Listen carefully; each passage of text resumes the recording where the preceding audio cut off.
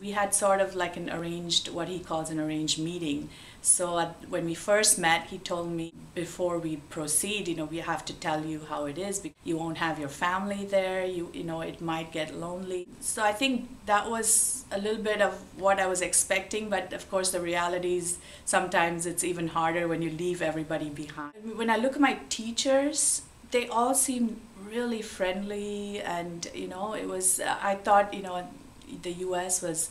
the people were very friendly and very approachable, because all my teachers were like that. I think we had this concept of it being a melting pot. The U.S., everybody coming from all over and just sort of merging into one identity.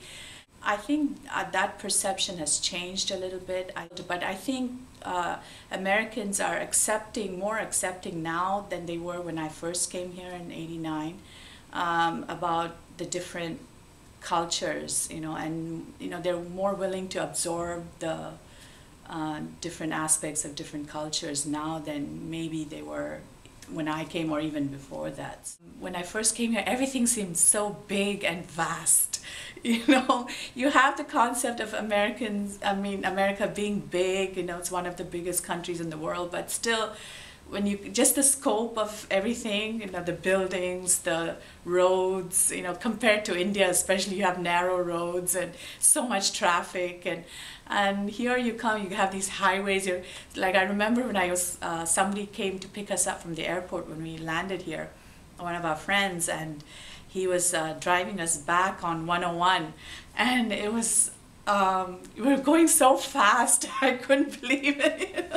So, because just those small things that those were sort of eye-opening in a way, and I think you think of America as a place where it's a land of riches and all that, so you don't realize how hard people actually work here, and you come here, and even my own husband, he works so hard, and so you forget, you don't realize when you first come here that people really work hard to make a living. For me, it was easier in a sense because I think I grew up for 8 years outside of India, especially during my teen years, and so I think it might be harder for people who have actually lived in India for their entire lives to come here than for me. It's much easier now, I feel, than it was a decade or 2 decades ago. And of course here you find so many Indian restaurants, and so it's sometimes you almost have that Indian atmosphere in a mini Indian atmosphere here too.